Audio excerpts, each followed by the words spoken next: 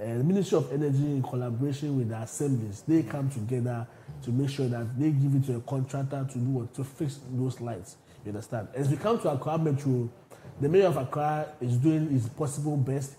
He has done his best to make sure that some parts of Accra gets light. But like I said, it's the honest lies on us. Okay. If you look at our Awodome Cemetery stretch, there were no lights there. But when Mayor assumed office, those lights were fixed. But as we speak now, the cables have been stolen. As we speak now, the cables have been stolen. That is a big question. Yes. That is something we need to... And it's a headache. Because you spend a huge sums of money to fix street lights. 3 days, 4 days, the lights are off. What's the problem? The cables are stolen. So the government is doing its best. But we, the citizens too, we also need to do what? We also have a role to play in this government. Okay. Because when the government fixes a street light, it's important for you to also protect it. When you are passing by and someone is doing, or you identify something, you have to say it. That's why they say, see something, you say something. So here at Accra Metro, the mayor of Accra has distributed a street light that he has given. I've received mine. I'll fix some. I'll be fixing some later. All number members have received theirs. So we are telling our community members that they should protect the street light. When someone receives someone who is doing something that you think in your sense doesn't make sense, you have to report the person. Some people even go to them by throwing stones to the street light. You understand? So as for the street light system, at Accra Metropolitan Assembly, I will give it 70%. 70%. But there is more room for improvement. Okay. And I believe that the mayor of Accra, the best mayor, the best MC in Ghana so far, is doing his best. Okay. Thank you so much, Honorable, for that. So he said, whenever you see the street light have been fixed, it is your duty or your responsibility as the ordinary Ghanaian to protect it. Make sure it works. And as Honorable said, please don't steal the cables. It's very, very important on that. Doc, we want to go to another key area that our President John Dramani Mahama talked about during the 2025 Sona. And he said, Ghana Cocoa Board, that place. Recently, we had a lot of stories from there. And he said, the hope of cocoa farmers is also highly indebted. Its balance sheet indicates a total debt of 32.5 billion Ghana cedis, of which 9.7 billion Ghana cedis is due to be paid at the end of September 2025. In all issues of cocoa sector, how are you going to rate the government on handling the issues of Ghana Cocoa Board? Right. So, Clement, if you look at the statistics, it clearly shows that there's a government that inherited huge debt in the cocoa sector. At the same time, it's inherited an economy that had also entered into a domestic restructured or debt restructuring kind of program. So there wasn't enough money at the end of the day to settle all debt. Okay. Once again, communication is key. And so if you look at the Sona that was presented, there was not information about whether all farmers were going to be paid, what percentage of farmers were going to be paid, and then how they were structuring the payment arrangement.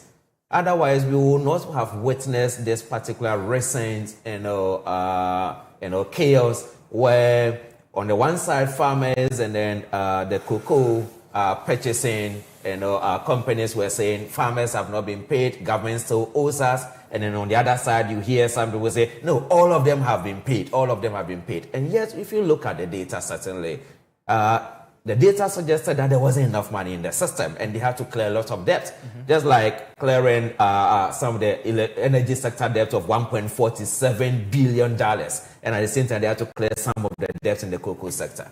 And so, at the end of the day, it is very, very important for us to recognize that the cocoa sector is facing a lot of challenges. Already, if you look at the mode of procurement and how we transact our business in the cocoa sector, we go for money and then we promise to deliver the cocoa beans. If you've gone for a lot of money and then at the end of the day, illegal mining and all that are affecting your cocoa sector, and so you are not able to get enough to go and then pay, it means that you have used the money, but then you are owing. And so there is a need certainly to restructure that particular sector. And so I am looking forward for the government to come in and tell in a factual manner how much they've been able to settle. As he said, 9 point something billion will be settled. How much would they be able to settle? And then the programs that have been put in place. Of course, we've all heard in recent times that they have some programs in place to restructure the cocoa sector. Not just now to be selling the cocoa beans, but then to add value to the beans that we produce ourselves. What exactly are the specifics? And so I'm looking forward to hear some specifics in terms of what exactly that they are going to do to add value. And then also to give some timelines, because timelines are very, very important so that we'll be able to make some progress. And so once again, the fact that they did not promise that they were going to settle all debt in the sector, but then they've made some commitment to settle some of them as they promised, I think that it is something that is very positive. Only that once again, they have to come out very clearly, factually, how much has been settled, how much remains to be settled, and then what is the way forward going forward to be able to settle the rest of the debt. Thank you so much, Doc. So today, what we're expecting the President John Mahama to do from Doc is that we need facts. How much has been settled so far? And what are farmers expected to get? What is the way forward? If the recent restructuring is what you are going to do, then they should let us know. And what is the measures that cocoa farmers are going to get the 70% that they've promised? We will be crossing over to the Parliament House shortly. So just keep on watching Clock TV and also keep your comments coming on our social media handles and also on our live stream on Facebook, YouTube, and on WhatsApp as well. But before we just cross over, I want Honorable to respond to a very quick issue. Also, President John Mahama actually talked about the issue of public debt. With the issue of public debt. And he said that in addition to the public debt, which amounts to a staggering 721 billion Ghana cedis, several state-owned enterprises are also in debt, including ECG, which owes 68 billion Ghana cedis, of which the ECG issued we've actually talked about. Honorable, you want to say something in relation to this? These debts are very huge. So sometimes you ask ourselves, so for the past 8 years, what were we doing? No, what were you doing for the past 8 years? Look at this debt. Well, they've inherited such debt, and so it's because they didn't perform well, that's why they've been cleared. Yeah. And so I'm expecting that now we focus on the solutions. Yeah. What are the solutions on the ground for us to be able to tackle this kind of problems?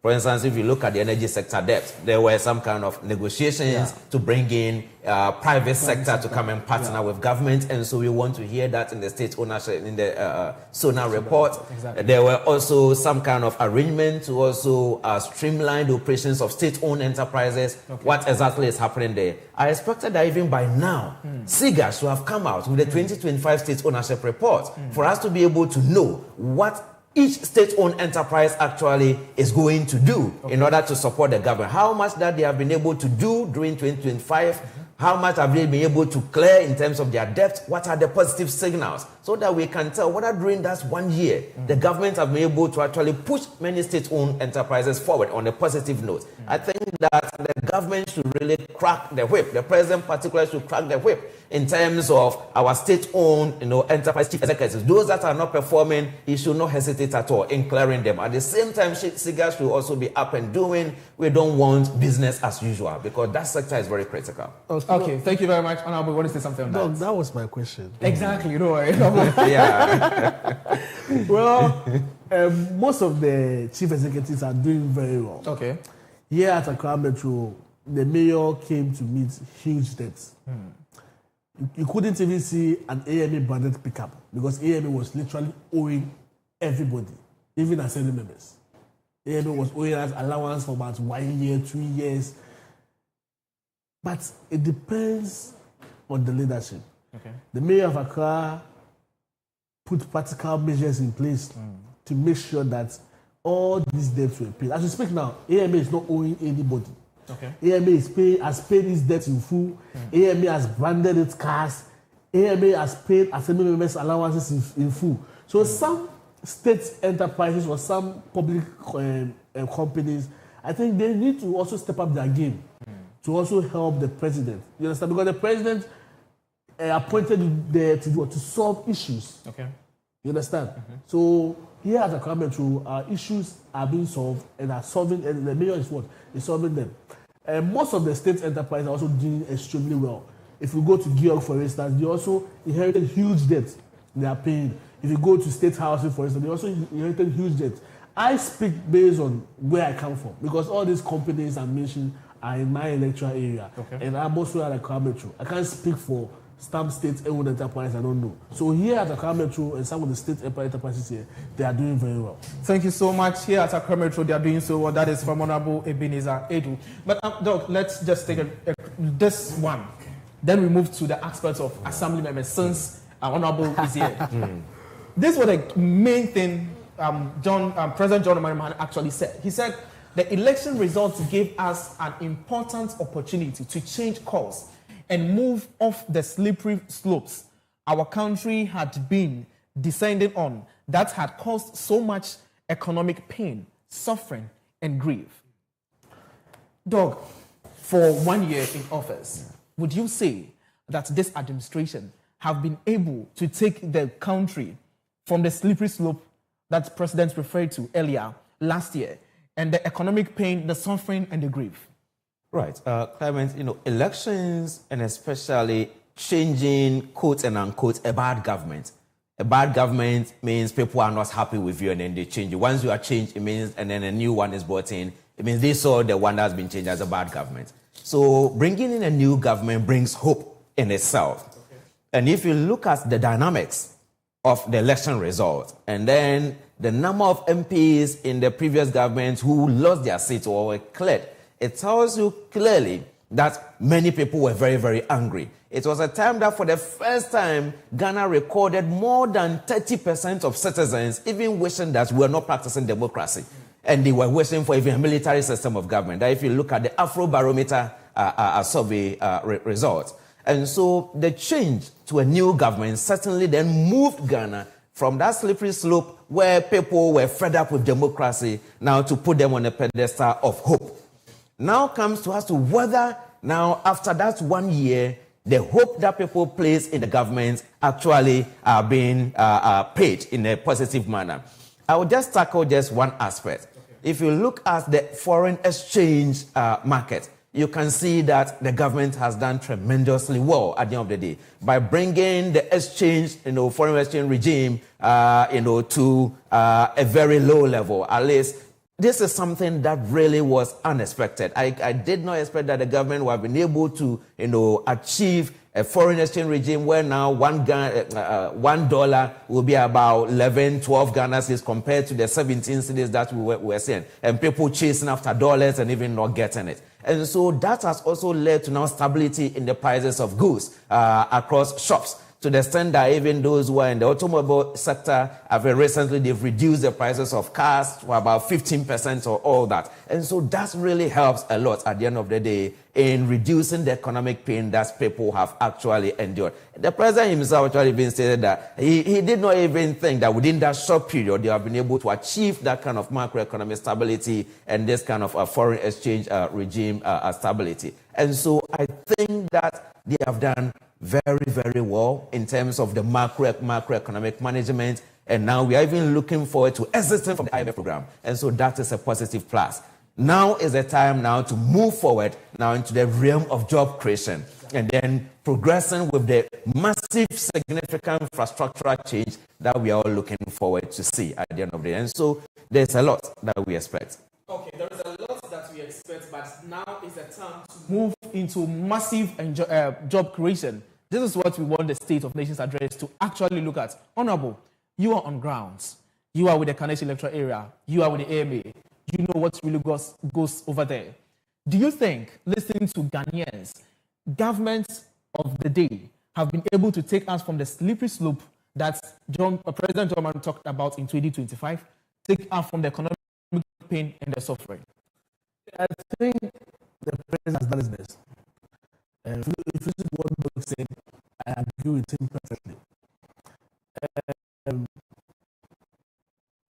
We were battling with e-levy, co-levy, even debt levy, 10% debt tax, you understand? Which when the youth engage in betting, they still had them, you understand? The dollar was at 17 cents, that was saying now. So the Carnation market prices of goods are down now. The youth also are doing their best because they create an atmosphere whereby we mark it. The president has been the stupid to we mark the suffering and the grief. Okay. But the economic pain, I think it's a process. Okay. Back to the stupid to people are happy to be in the country. Okay. When you have issues and you go to the police station, you have issues and report, you get solutions. People are not intimidating. People are now living in the country. I think people are not living in the country. People are living in one part of the country. But people are living in the country. So I think this statement, the president has done most of them. So as for the economic pain, just like you were saying, it's a process. Okay. And I think that process, the solution will come from today's state of nation address. Okay, so the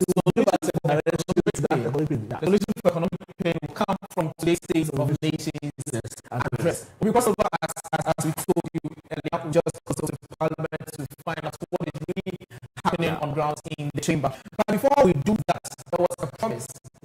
Also, President John Mahmoud made in the state of nation 2025 to the assembly members that we have across the country. I want to know, since Honorable is here, but that promise has been fulfilled. Yes, he's smiling. I don't really know why Honorable is smiling. Honorable, you know what I'm talking about. I'm just trying to get it out display on the screen for viewers actually to also know the actual thing that we are talking about. It talks about